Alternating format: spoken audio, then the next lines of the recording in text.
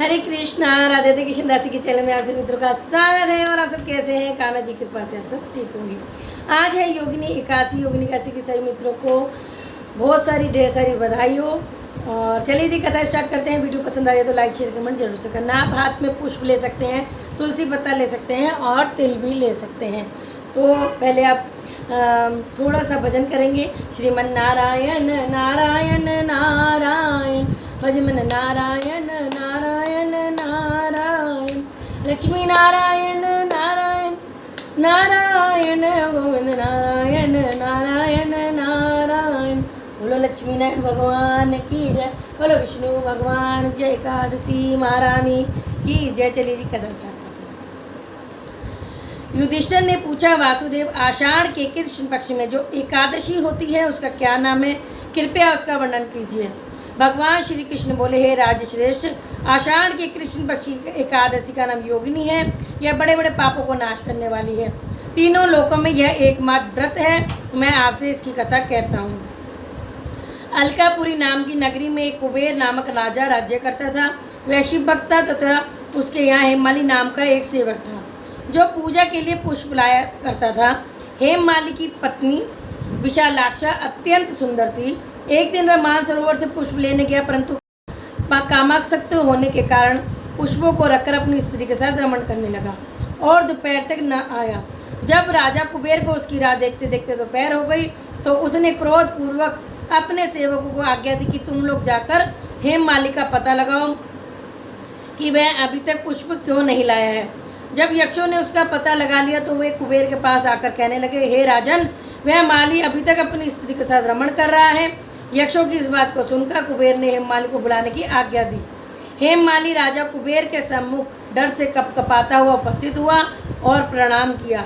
उसको देखकर राजा कुबेर को महान क्रोध आया। उसने कहा, हे पापी महानीच कामी, तूने मेरे पूजने ईश्वरों के भी ईश्वर शिव जी का भी अनादर किया है। इसलिए मैं तुझे श्राप देता हूँ कि तू स्त्री का वियोग भोगेगा और मृत्यु लोक में जाकर कोढ़ी होगा। कुबेर के शाप के प्रभाव से वह उसी क्षण स्वर्ग से पृथ्वी पर गिरा और कोढ़ी हो गया। उसकी स्त्री भी उसी समय अंतर्ध्यान हो गई। मृत्यु लोक में जाकर उसने महान दुख भोगे, परंतु शिव जी की भक्ति के प्रभाव से उसकी बुद्धि मलिन न हुई।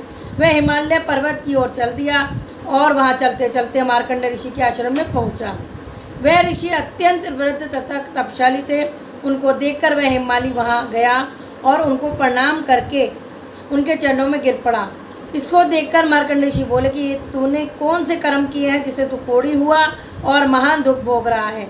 इस पर हेममाली बोला कि हे मुनि, मैं यक्षदान कुबेर का सेवक हूँ। मैं राजा की पूजा के लिए नित्य प्रति पुष्प लाया करता था। एक दिन अपनी स्त्री के साथ विहार करते करते मुझे देर हो गई और दोपहर तक पुष्प लेकर ना पहुंचा। उन्होंने मुझे शाप दिया कि तू अपनी स्त्री का वियोग और मृत्यु लोक में जाकर कोढ़ी बनेगा तथा दुख भोगेगा, जिससे मैं कोढ़ी हो गया और महान दुख भोग रहा हूँ। अतः आप कोई ऐसा उपाय बतलाइए जिससे मेरी मुक्ति हो। इस पर मार्कंडेय ऋषि बोले कि तुमने मेरे सम्मुख सत्य वचन कहे हैं, इसलिए मैं तेरे उद्धार के लिए एक व्रत बताता हूँ। यदि तू आषाढ़ माह के कृष्ण पक्ष की योगिनी नामक एकादशी का विधि पूर्वक व्रत करेगा तो तेरे सभी पाप नष्ट हो जाएंगे। इस पर हेममाली बहुत प्रसन्न हुआ और मुनि के वचनों के अनुसार योगिनी एकादशी का विधि पूर्वक व्रत किया। इसके प्रभाव से फिर अपने पुराने रूप में आ गया और अपनी स्त्री के साथ विहार करने लगा। हे राजन, इस योगिनी एकादशी का फल 88 सहस्त्र ब्राह्मणों को भोजन कराने के बराबर है। इसके व्रत के समस्त पाप नष्ट हो जाते हैं और स्वर्ग की प्राप्ति होती है। इस व्रत को करने से सभी के पाप नष्ट होंगे और स्वर्ग की प्राप्ति होगी। बोलो एकादशी महारानी की जय। जो भी आपके हाथ में पुष्प, तिल या तुलसी पत्ता है वो प्रभु के श्री चरणों में अर्पित कीजिए। उसके बाद फिर श्रीमन नारायण नारायण नारायण, भजमन नारायण नारायण नारायण का जाप करते हुए हाथ जोड़िए। ठीक है जी। अब हम एकादशी जो पूरी सभी 26 एकादशियाँ होती हैं उसके नाम ले लेते हैं। पिछली बार स्किप हो गई थी तो अब ले लेते हैं। ठीक है जी। उत्पन्ना एकादशी, जहाँ से एकादशी शुरू होती है।